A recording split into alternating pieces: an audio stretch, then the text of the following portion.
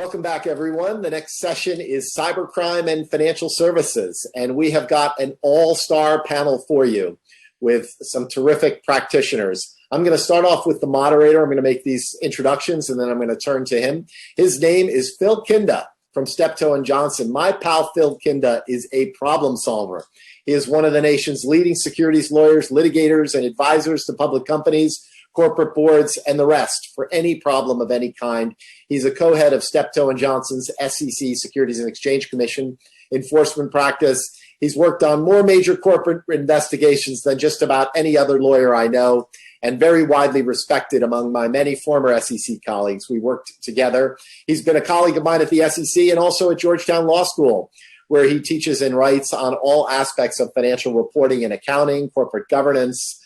It's very tough to teach accounting for lawyers because it's not something that we're all very excited about. But Phil pulls it off. He's here. He's in Washington, D.C. Welcome, Phil. Thank you. Thank you. Excellent. And then next up, we have Rob Dedman from King and Spaulding. He is former and first head of enforcement at the Bank of England and the Prudential Regulation Authority, and now a partner in the Special Matters and Government Investigations practice at King and Spaulding.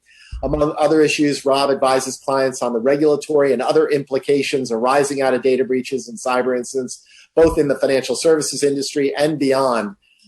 He's also an international expert on operational resilience and developing the kind of corporate governance framework that can effectively manage that inevitable data security incident.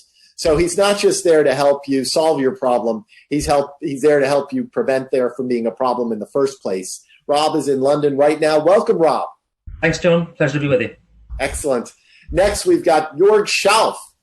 Jörg is from CrowdStrike, and he is a threat intelligence advisor, an internationally experienced intelligence and cybersecurity professional who possesses 20-plus years of experience innovating at the intersection of security operations and technology. Like many of the people at CrowdStrike, he began his career in the field of threat intelligence, his at the German Federal Office for the Protection of the Constitution in the Counterintelligence Department, just tremendous government experience. He brought his expertise to Fortune 500 companies in different ways and the cyber command of the German Armed Forces.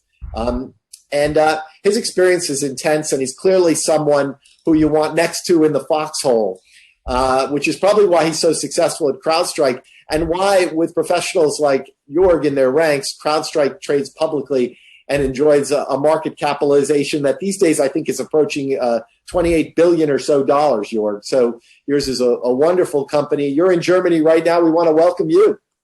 Welcome. Thank you, John. Excellent. And then finally, we have Rhodri Thomas from Freshfields in London, Freshfields, Bruckhaus, Deringer. He's a partner in their Financial Institutions Dispute Group. And this is a specialized group that's going to talk about financial institutions and data breaches as opposed to maybe retail or healthcare. And he's got a particular interest in cybersecurity hacking. He acted in both litigation and regulatory proceedings arising out of cyber attacks. I love the title of a recent article co-authored by Rhodri, which makes him perfect for this panel. Quote, Data Protection and Financial Services, the Growing Risk of Joint Enforcement, which is exactly what this panel talks about. So no doubt if your company is being investigated or charged by regulatory forces from multiple continents, Rhodri has got you covered. He's worked in London, Tokyo, and Hong Kong offices of Freshfields. He's in London right now, and welcome, Rhodri. Thanks, John. Thanks for having me here. Excellent. Okay, Phil, I'm going to leave it up to you, and I'm going to move to the breakout room to get our next panel going. So good luck with this panel, and thank you all for being here. Thanks, John. I want to say a few words before they dash about Bruce and John, who have taken this idea through just pure ingenuity and initiative and made it very quickly the preeminent event in incident response. And so kudos to them. We're going to have a lot of fun today. So I've got this live chat going on the side. Shoot me whatever questions you want. But if you are someone like all of us who travels between the financial centers in the world, it's good not only to have one of these, but also to have one of these. And so this is my Swiss passport. And so we could do this panel en français, italiano, Deutsch. But we're going to speak to kings today, as they say. And so I think we should begin at the beginning. which is how does one decide when counseling a financial institution, especially amongst a multinational, how do you decide when, if in effect, to ring the bell, when to size up what might be a real threat versus just something that ends up in the pile? Maybe, Rob, I could kick that to you. Give us a few ideas, and I will tell everybody on the panel, chime in whenever you like. Everyone else, shoot me your notes. And if I feel like they're going astray, I'll jump in with the right answer. Rob, please. Thanks, Phil. I think the key thing here is when you're dealing with large institutions, sometimes the issue is actually really getting the information to the place where it needs to be in order for the right decisions to be made. And my experience of dealing with sort of big institutions in that sort of context is there's obviously a large range of different systems that are potentially hackable, that can be subject to cyber incidents, and getting a handle on all of those, the interoperability of them, and trying to find out where the issue really is, and then getting it to the right part of the institution that the correct decisions can be made is really vital in those early hours. I know, Rhodri, I know you've had a lot of experience of dealing with those sorts of issues as well. Yeah, that's absolutely right, Rob, and I completely agree with you. I think one of the really tricky things that financial institutions face, particularly the larger ones, is getting from the alert going off, whether it's an electronic alert, whether it's something that happens in a cybersecurity or IT team, and there are likely to be hundreds or thousands of them every day, is getting that information to the correct decision-making team, so your incident response team typically. Because once it's there, usually you can trust in the sort of collaborative effort of someone working in risk, in legal. You might have some external counsel. You'll have the appropriate level of seniority to make the right decisions. Do you need to notify customers? Do you need to report to regulators? The tricky thing is always getting it to that place quickly, because that's something where regulators, as you'll know very well, Rob, from your time from being one, are very hot on making sure that where an incident has occurred, there's a reaction to it very quickly, and senior management are very engaged in it. And we've sort of seen in some of the decisions in the UK, for example, like the Tesco Bank decision that the FCA, the banking regulator in the UK, took, where the bank was praised by the regulator in its enforcement decision for the steps that the senior management took, and they took great steps to remediate things. The criticism came that it took the whole weekend to get the information to the senior management and to make that decision. And these things are always going to happen on a Friday evening or a Saturday morning if it's a targeted attack. So having that ability to do that is the tricky thing. And it's not an easy thing to get right. Usually I think it involves a process of calibration. I don't think there is a magic formula for any financial institution where you can say, okay, this type of incident will have a regulatory consequence, therefore you must ring the bell. Or this type of incident will have a consequence for individual customers, and lots of them, or a severe consequence, so you must ring the bell. I think each institution needs to go through its own calibration process. And we work with clients where that's been a little bit painful sometimes, because someone senior is getting a call saying, jump on this crisis call, and then you realize it's not really a crisis, or the information's not getting there. So I think the key thing for me, my experience of these things, is getting that calibration right. And then you get the question among the right group of people and hopefully get a quick decision and the right decision taken. Fantastic. Jörg, anything to add? I agree absolutely with Rhodri. I worked for a big German bank, and the biggest problem we had was not the adversary or an attack. It was internal communications with the right people, get the right people on at the desk in time, and that's a problem. Even if you have a playbook where everything is defined, let's say ransomware attack, okay, you go, you inform that guy, that person, that department. People are changing their roles, people are moving within the enterprise, and it's not documented. So once you have a playbook, you have to evaluate it regularly. Otherwise, you get into problems because you dial the wrong people. Just to add to that, Phil, please. Regulators love a process failure.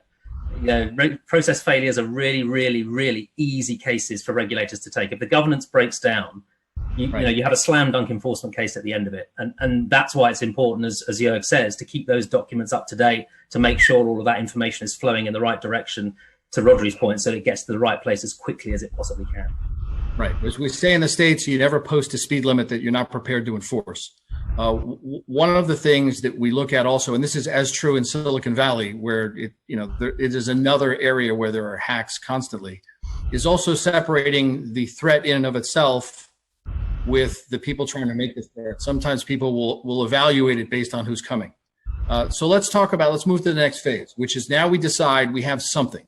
We don't know quite what the something is, but talk to us about the first 24 hours, 48 hours. What is it we want to bear in mind that might not be obvious to, those of us just learning the trade, right? Those of us who've lived through it. Why don't we bring it the other way around? Jörg, do you mind if I start with you? Take us through what you think is vital in the first day or so to make sure we size this thing up and respond appropriately. I don't think that you have 24 hours. Usually you should have a clear plan, a clear vision what's going on within 60 minutes.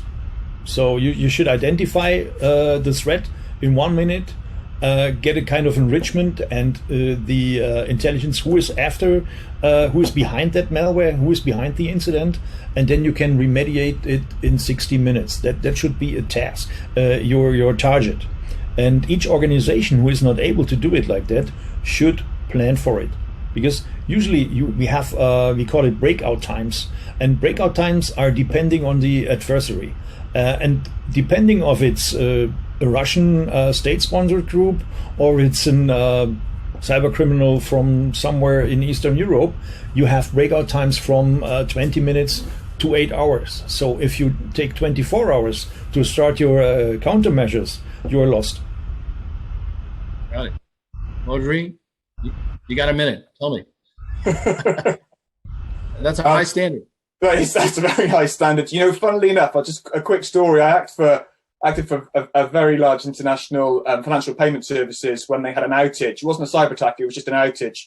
And they managed to get their European CEO on the phone and engaged in a crisis meeting within 47 minutes of the incident occurring. We started every communication with all the regulators by saying, oh, by the way, we were here, they're doing that, and that's why we got in touch with you so quickly. And it was such a positive way to be starting our conversation. So I think if what Jörg said is right and you can do it in 60 minutes, you've got a massive head start. But going back to your question, Philip, for me, I think there's a few key things you've really got to get your arms around right at the start. One is the threat ongoing or is it a historical one? Because if it's a historical one, you can reprioritize how you deal with it. If the threat's ongoing, clearly you're going to have to try and understand what the actual current threat is, how it could get worse, and what of your critical assets that are at risk. And kind of just keeping your business alive instantly becomes, naturally the thing you want to deal with first. While you're thinking about that, you can't forget that regulators will need to be kept up to date in real time in some cases. And where that can be difficult, I think, for financial institutions as opposed to other corporate entities sometimes, is that often you'll have more than one regulator to keep happy. Okay, so it's not just the Data Protection Authority, like in the UK, the Information Commissioner's Office. You've got potentially a payment service regulator. You've got potentially the Financial Conduct Authority. You've got potentially the PRA as well. You've got potentially the NCA. You've got a whole bunch of regulators that you're going to have to keep up to speed quickly. And they talk to each other. And they know that if you've been speaking to somebody within 60 minutes or a day, but you waited 72 hours before you told somebody else, they'll wonder why. And they'll be looking at whether you've already committed a breach simply by not picking up the phone to them and picking up the phone to somebody else. And that's if you're just looking at one country, because as we know, the other issue that a lot of financial services institutions face is that they are multi-jurisdictional in their nature by their business. And so often you're dealing with regulators in multiple jurisdictions. And again, particularly in the financial services industry, we know that the regulators talk a lot to each other. So number two for me, after establishing whether this is a threat to your business survival at the moment, is getting on top of the regulatory communications. I think then you've got to keep on top of the harm that's being suffered to your customers or your counterparties, and whether you need to put in place some remediation steps, some notification to those individuals. And I think it doesn't take that long after that you have to be thinking about your communication strategy and defensive steps to be taken when you're thinking about litigation risk or regulatory enforcement risk down the track. So that's kind of in rough order the sort of 5 things I'd be thinking about in the first 60 minutes. Got it. Rob, anything more on the regulators, and then I'll come in after you. I think what I'd add on the regulators is, having been inside the regulator where there is more than one regulator on the stump, as it were, with the FCA and the PRA, it's really, really vital. You cannot overestimate how vital it is to make sure that you do keep both of them informed with the same information, because the supervisors in particular get really upset if they feel like they're being left out of the loop. And if there's one thing that pushes you into an enforcement situation for not being open and cooperative, it's upsetting your supervisors by not telling them things at the same time as you're telling other authorities. It's so vital to do that, because again, it's a technical issue, but why get you for murder when they can get you for tax evasion? I mean, it's that simple. Sorry, Philip. I was going to say, let me add to that before we move to the next subject, but please, Rhodri, add on here, and then I'll bring it up for a close. I was going to say the reason why it's such a good point, Rob, and why it's a particular pitfall is that it can change your obligations that exist at law to one regulator. So if you've got a time limit to tell the Data Protection Authority, which is longer than the time limit for telling your banking regulator, suddenly you need to be thinking, I don't care what the legislation says, I'm going to have an unhappy regulator if I don't tell them. So I'm going to have to kind of read across two different laws and they're suddenly not competing. I've just got to go for the lowest common denominator. So you might think you're okay and you might think you're complying with a law, but you're still going to upset your regulator if you don't give them equality of arms with their sort of peer regulators. Well, so a few thoughts relatedly. One, I agree with everything in the sense that one has to not only treat them equally, but there's an effort. There is respect and deference. And so if one represents, say, a Swiss financial institution that has SEC issues, yes, you should absolutely stop in at FINMA first before you go to the Securities and Exchange Commission. They would never say this, but there is jealousy among each of them, right? They will want to know. They will never say it that way, but they will not want to be embarrassed by believing that you went to a regulator somewhere else. At least you went there first. And so equal treatment, equal speed. Now, the next thing I want to segue to is the substance of that presentation. And let me set the table this way because I feel very strongly about this. I think many people make the mistake of trying to overpromise in the beginning. Here's what it is and here's what it isn't. That's a mistake. My advice to everyone out there is it should be a vindication of process. Here is what we are doing. Here are the resources we have committed. Here is our plan. This is the process going forward. But nothing qualitative or predictive. If for no other reason, then you will invariably be wrong. And so that's the way one moves forward. By the way, we also have a question from the audience who asked, organizationally, where should we keep not only, say, the CISO, but other members of the team? Should they be spread out in the organization or put in a particular spot? So let's kick this around. Rob, maybe you start us off. I'm not sure that actually there's a right answer to that. And certainly the regulators would not expect a single answer across the industry. The regulator's position on this has always been, we allow firms to run themselves the way that they want to run themselves. And we may well come and pick holes in that after the event, and that's a fairly common occurrence, as we'll all attest to. But the reality is you put it in the place that you put that governance structure, those people, in the place where they best fit with the organization's wider structures and the organization's wider goals. So I wouldn't necessarily think that you need to railroad yourself in one direction in that context. Good. Jörg, anything more? I agree absolutely with Rob. So everybody has to be in, from an organizational standpoint, in the place where he is doing his regular job, and during a crisis he shouldn't move because he is in the way of others doing their job. Yeah. Rhodri, anything else to add? Yeah, for me, the most important thing is that everybody who's involved in the process knows what part of the risk they own. And so you don't have things falling between stools. One of the things in large financial institutions is that you necessarily have to have silos. You necessarily have to have a legal team that sits separately to an IT team because of the size of the place. What you don't want to have is a situation where IT says, well, that was an issue for the cybersecurity team, for the CISO's team, not for us. And the CISO saying this is an IT issue. Or risk is saying, well, that's a legal point. And legal say, no, it's for compliance. Everybody needs to know, and it should be part of your incident response plan, exactly what your responsibility is in the event of an incident.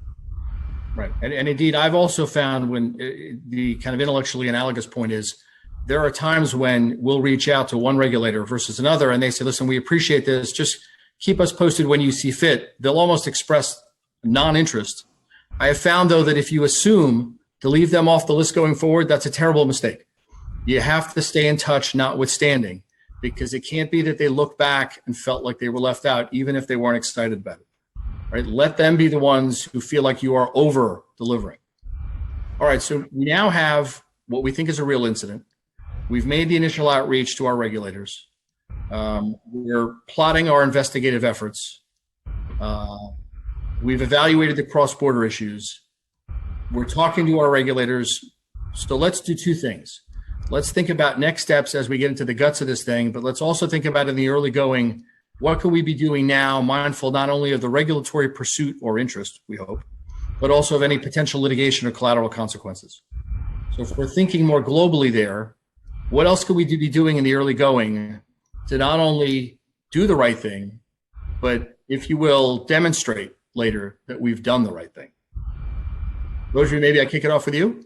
Yeah, sure. Thanks, Philip. I think you're absolutely right that being able to demonstrate you've done the right thing is important. There's two things commonly that are investigated by a regulator. One is what went wrong, and one is how you responded to it and what investigation you carried out. And sometimes you don't realise you're actually being investigated on the 7th point, or you're being observed on the 2nd point in real time. And that can come as a shock to some people. But I think in order to show that you've done the right thing, I think an appropriate decision-making log can be absolutely critical. And that records not only the steps that you take, but the reason for doing so. And you made a great point, Philip, that sometimes, you're not going to have enough information in front of you to really be able to assess a threat properly. And so you shouldn't overpromise. And you see people who haven't kept a decision-making log. And so they made a decision that turned out to be the wrong decision. And they get sort of attacked for it. And they said, you did the wrong thing. This is a bad response. If you've got a decision-making log that says, at this point in time, I had this amount of information. I therefore decided to take these steps. They were reasonable and justifiable because X. Even if you came to the wrong decision ultimately, you've got the justification in place. It's contemporaneously recorded, and it's there. And it's a great defensive document, not just in terms of regulatory investigations, but potentially if you're facing litigation claims as well. It's not easy because you have to record the right stuff and no more than the right stuff, and you have to be mindful in most jurisdictions of privilege as well, and not writing down things that are going to be harmful. And that's particularly tricky where you're talking about cross-border investigations or cross-border issues, because you've got different privilege rules in different jurisdictions. So I'm reminded of a case I worked on a while ago where a US headquartered corporate with extensive operations in Europe had an incident which affected both areas equally, but it was responded to primarily out of the States. And one of the things that the legal team, the in-house legal team did at the corporation was instruct cyber forensic experts. I'm not sure if it was Jörg or one of his colleagues, but they instructed the experts, and they did so through external counsel because they thought that would give them a very good chance of maintaining privilege in the report that the external cyber forensic investigators produced ultimately, and they'd be able to keep that privileged and protected in subsequent litigation and regulatory disputes. That was all fine. The problem was, it was privileged under the US rules of privilege, but wasn't privileged under the UK rules of privilege. And then when the UK regulators and litigants asked for the document, the company had to produce the document, and it was an unhelpful document. And once you've lost the privilege and the confidentiality in the UK, you've lost it in the States as well. And so having that joined up thinking internationally is incredibly important, particularly as things like data privacy differ so much conceptually and legally throughout the globe. Indeed. And you have to not only think of the overlay of the data privacy laws, privilege laws, employment law. Try doing these things in China, for example, where there really is no privilege. And you almost have to ask the local lawyers to step out of the room when you have a real discussion. The other thing we should think about is the other constituencies you're talking to. So keeping your board properly advised, keeping the auditors properly advised. Those are two constituencies you don't want to surprise. Rob, anything more to add on any of that? I mean, all I would add on that is in addition to your criteria, Phil, is you've got to think about your disclosure obligations if you're a listed entity as well, and when those bite, and if they do bite, what are you going to say? And you've got to do that not only in the context of existing issues, but for example, if you're a listed company, you've got a capital raise coming up. There are all sorts of other issues that may flow from the process of doing a capital raise or some sort of corporate transaction in terms of due diligence and things like that. So there are lots of different, I sort of kind of conceptualize it as just lots of different kind of balloons or plates that are spinning in the air at the same time.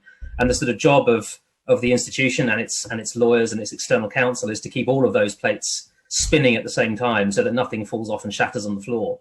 And as Rhodri explained, I mean, particularly in areas like privilege, that can be very, very difficult. It really can. Right. It's not only a substantive execution job. There's an extraordinary amount of diplomacy, often international diplomacy. So, Jörg, anything we've forgotten?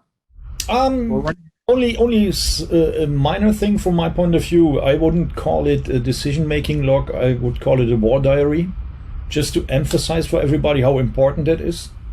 And then you can always use it for not only for the regulator. You should always use it afterwards for an internal lessons learned session. What could we improve? What went wrong? And this is also important.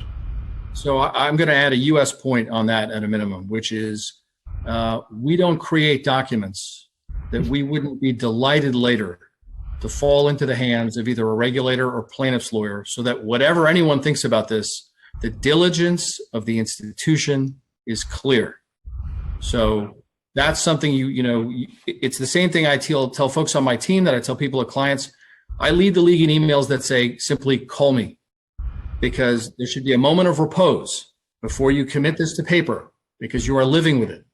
It will get slid across a table to you, I tell people to imagine, and you'll be asked to defend it, explain it, and take people there.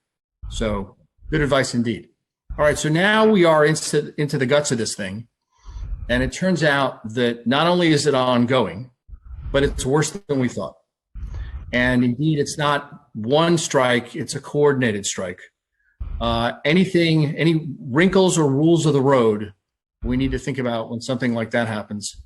Jörg, I'm going to put it to you first, if you don't mind, and tell me as this thing kind of spreads and risks appearing unmanageable, how we keep this thing, within control. I would say grab yourself a cup of coffee. Stay focused.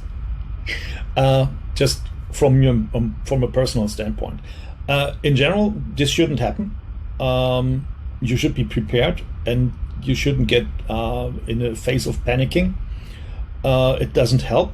And from my experience, keep the decision makers somehow far from the guys that do the work. They just they don't have a good influence there. And in general, if it comes to a real disaster, clear communication to decision maker is necessary, but you shouldn't be in the same room like the guys that do the cleanup. I'm going to add one point for that before I turn it over to Rob and then to Rhodri, which is also when I tell regulators, as I would the board, as I would the auditors, let's expect the unexpected, right? These things sometimes take twists and turns. And so I say this to regulators all the time. The more you can share with me, if you happen to know anything I don't, the better off we're all going to be, because no one wants to see us fail. And sometimes I'll challenge the regulator to that idea. With that, Rob, anything more to add? Well, and the important, thanks, Phil. And the important thing for me here is that when the whole world seems like it's falling apart, that you need people who are, as Jörg said, doing the actual work, and you need the decision makers. And that governance structure has to answer in that situation. And it ties together actually a lot of the stuff we've been talking about through this part of the session. You need to have the governance structure operating. You need to make sure there's always only ever one version of the truth. Sometimes that truth will not be very clear because panic will have set in, or there'll be a particular issue that's causing a real concern. But that structure that's put in place, that process that you've got for dealing with it, has got to answer. And, there's an old adage that no battle plan survives more than 20 minutes of contact with the enemy. And of course, that is true up to a point. But what you need to have is people who can stand back from that fray, stand above the fray, and look at it strategically and say, okay, where are we putting our resource? Where are the areas of key risk? What does the regulator really want to know in this situation? Do we need to check in? How is the regulator going to respond if we do check in? What's the information we need to have for them? So it's really about getting somebody who can stand back and look at it in that sort of strategic context. Got it. Rhodri? Yeah, I agree. Everything's been said. I guess the only thing I would add is kind of as a secondary point, looking outside your organisation as well. And I think I mean that in two ways. The first is making sure you've got the right experts involved and supporting you. And this is not a sales pitch for the people on this panel, but making sure you've got the right external experts. If you haven't identified that during the DDoS attack, someone's also laid a ransomware attack as well, while everyone's looking the other way, you need someone like Jörg's people to be spotting that stuff. And so engaging his people early on so they can see whether that's happening, it can make a massive difference to the outcome of the entire incident. So I think getting the right people around you, firstly, particularly in circumstances where, if you don't have an open culture internally, you might have an IT person think, oh my goodness, this was my fault, this happened. I'll see if I can fix it myself before I bring somebody else in. It's not what you want, obviously. The second way I think, and again, it's a sort of secondary point of looking outside your own institution, is if you're in that level of incident, you need to be talking to other institutions which could face the same threat as you, or regulators to make them alive that other institutions could potentially be facing the same threat. And I think everybody, financial institutions generally agree, it's not a competitive advantage necessarily to be better than the next bank or the next insurer at cybersecurity. Everybody, you're only as strong as the weakest link in your chain. So if you are under, the most severe attacks, you should be, as best you can, communicating threat intelligence with people, with common institutions who could face the same attacks as you. And if you don't do that, and they do suffer because it's come from you, you're going to look terrible. Right. And so I 2 points I want to underscore. I agree with that. One is I always encourage at the highest levels of institutions exactly that kind of walk around the block with your counterpart at the other institution. Just kind of a gentleman's chat about, we remember this, we do that. We don't have to exchange any paper, but let's just stay in touch. The other thing I would encourage the group to remember is, rather than think of having to deal with cross-border regulators or even local state regulators here in the U.S., is rather than viewing as a drag, embrace that. Make them feel like they're part of the solution, because then their success or your success becomes their success. And they start candidly rooting for you.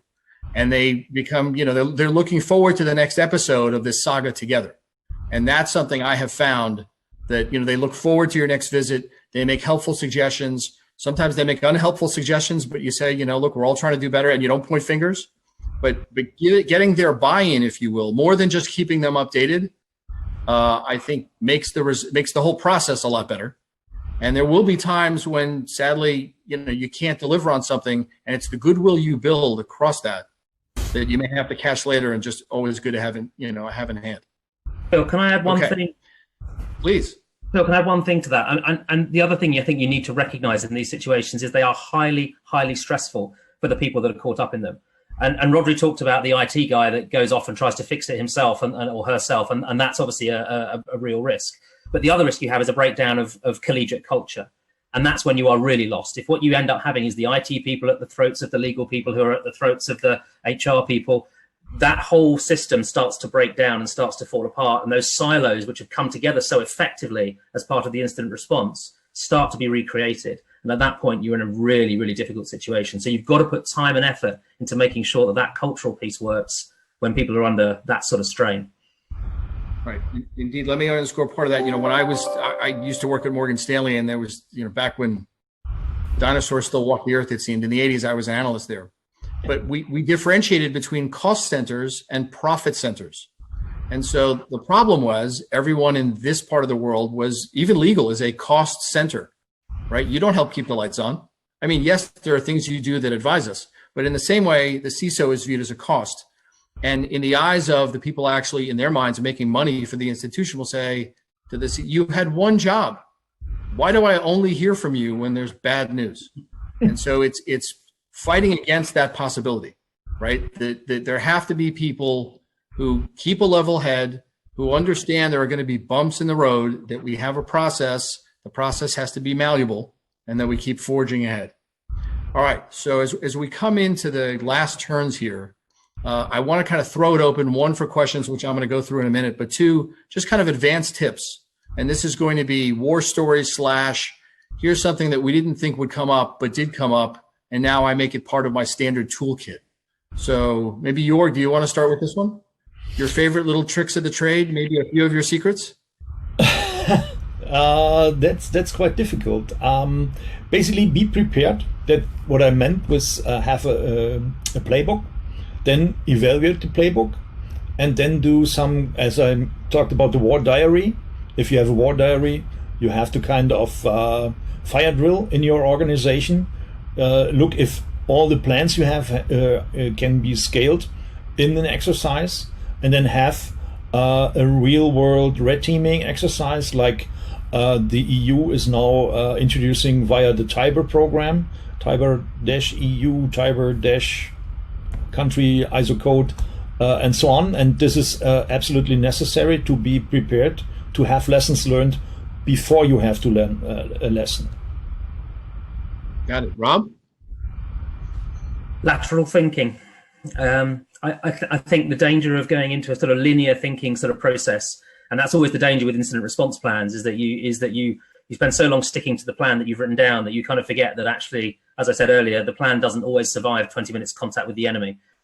So you've really got to think sort of laterally. It goes back to my plate spinning analogy. You've got to make sure that you're thinking broadly as well as in a deep sense about what's happening, so that you pick up the wrinkles that are very particular to the issue that you're dealing with that you might not have appreciated at the very beginning, particularly where you're in an evolving situation where you're having to deal with issues as they come up. Got it. Rhodri? Perhaps to just try and tie those two things together. Where you do have, I agree totally with Jörg that you have the playbook, and it's I've had one case where the regulator says, "Can we see your playbook?" So one of the first things they ask for, and the version we sent over was version 1.06. March 2009, and you hand this over in draft form with a red line running through it, and you think, "Oh crikey!" But once you've got your great rehearsed playbook that Jörg was describing, you are thinking laterally, as Rob says, and don't be afraid to step away from it. Where you do, be able to justify where you did, because that goes to the governance of how you respond to the incident. Which, as Rob said, if the regulators are minded to try and take enforcement action against you, it's a lower hanging fruit for them to attack your governance structure than it is for them to attack your IT infrastructure. Yeah. So let me add my thoughts to this. I think the single most important thing one can think of in almost crises of all kinds, but these as well, is as you are the advisor, think of the end at the beginning. And what is it you're working towards, and getting to a result that will stand the test of time, that will stand the stressful questions of a regulator, that will stand the ongoing pursuit of litigators. And so sometimes it's the Enron 4-volume set. Other times it's a slide deck where the voiceover is a material part of the presentation, kind of like if you're a fan of the opera, the aria, where here's why we thought what we thought and did what we did. And sometimes it's just an oral presentation to the board where Mr. Khinda spoke, questions were asked, and extensive discussion ensued. And so thinking of that document at the end, where do we want to end up? What does this one look like? How should we land the airplane? Also helps guide us. And the sooner you think that, the sooner you can infuse that. You can keep shifting these things in front of regulators to get it there. Because if you just kind of follow it where it goes, I think that's a mistake. You can't say that to regulators. You always have to say, look, we're going to follow the facts wherever they go. Of course we are. We will follow the evidence. We'll follow the money. But the truth of it is, at the end, this is always going to end the right way. The institution survives. It endures because it is committed to the right things. And so how do we end there? That's the idea. Okay. So I'm going to look through the questions, but any other, I want to poll each of you on kind of the hardest things you've come up against, maybe in the near term, as we look forward to kind of advising folks, both especially in the financial sector, regarding cybercrime issues that have come up and the ones you foresee coming. Rhodri, I'm going to put you on the spot first, if you don't mind. Yeah, sure. For me, the hardest thing I've had to deal with recently was a data breach incident which impacted more than 30 different jurisdictions at the same time. So you've got 30 different regulators to inform. And I'm going to say something that runs a bit contrary to what we were all saying earlier, which is equality of arms among regulators. Sometimes you just have to take a strategic view that your risk or your approach has to be a bit different in the States, to the UK, to Germany. They can all be equality of arms. Maybe how you approach Saudi Arabia, Costa Rica, Japan is going to be different, because you're just going to have to take a view on the level of risk there for either for your organization or in terms of the local legislation. And so that is something that's very difficult to do, because you're doing it at very, very short notice. Got it. We've got an excellent question that's come in that I want to kind of weave in while we can. And the idea, the gist of it is, and I'm going to twist it a little bit to make it even harder, but the gist of it is, do financial regulators understand cybercrime in enough detail to be helpful and not disruptive to an organization's efforts to investigate and remediate? The way I usually express this is, how do I get a regulator to appreciate the nuances of my favorite French classics when they don't even speak French? And so this is the dilemma, because often that's exactly the case. You are talking to people who don't even understand the language, much less the customs. And so there is an educational process first, and you can never make them feel like they are behind. And so there are differences in culture. I'll give a quick example before I throw it open. I was meeting in Zurich with Khinda, and we walked in on behalf of a major financial institution. And the first thing I said, as the American, was thank you. Thank you, because not just that they served me coffee with a little piece of chocolate, but we were doing the meeting in English.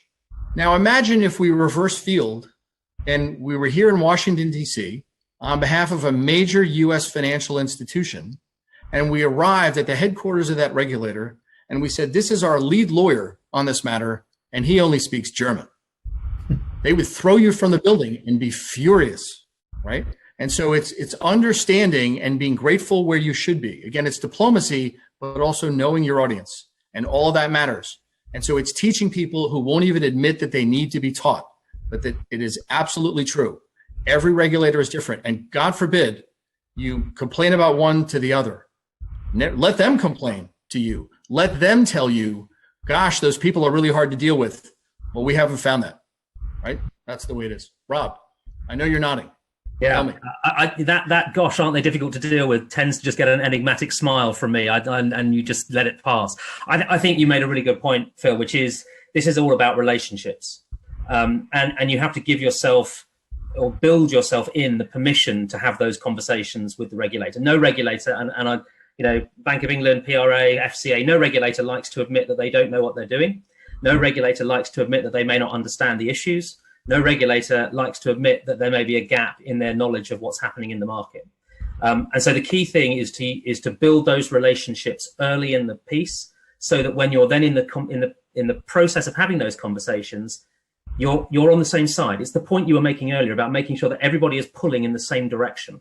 And the way that you do that, the way you get those explanations across, is by building those relationships so that they feel like you're being actively helpful when you're explaining stuff, and effectively not patronizing them. I'm going to add one point there before Jörg, I'm going to let you have the last word, which is it's about credibility and trust, and over time building it. And as they each share information with you and compete with each other, the single most important person becomes you. Knowledge is power. And if I'm the only one talking to every one of the regulators because they can't deal with each other, then I am the one who has the most complete set of facts. Or as one prosecutor said in a matter, alas, we've shown a document to the omniscient Mr. Khinda that he hasn't seen before. All right, Jörg, one last point. Anything else we should remember before I want to give it back to Bruce and bring us in for a landing? Yeah, in the end, people are working with people, not organizations with organizations. And you're absolutely right. We have to make our contacts there. We have to make people like us, that they are keen to talk to us. And that's most important. Got it. Bruce. Hey, thanks, Phil. Welcome. That was really interesting. You did a great job moderating. And Rob, Rhodri, Jörg, thank you so much for joining us today. Terrific panel. Really enjoyed that. Our next panel is another spotlight panel where we will hear from the UK's National Cybersecurity Centre. That one will begin at 5:05 British Standard Time. Hope everybody will be back in 10 minutes. Thank you. Thank you, Bruce. Thank you very much.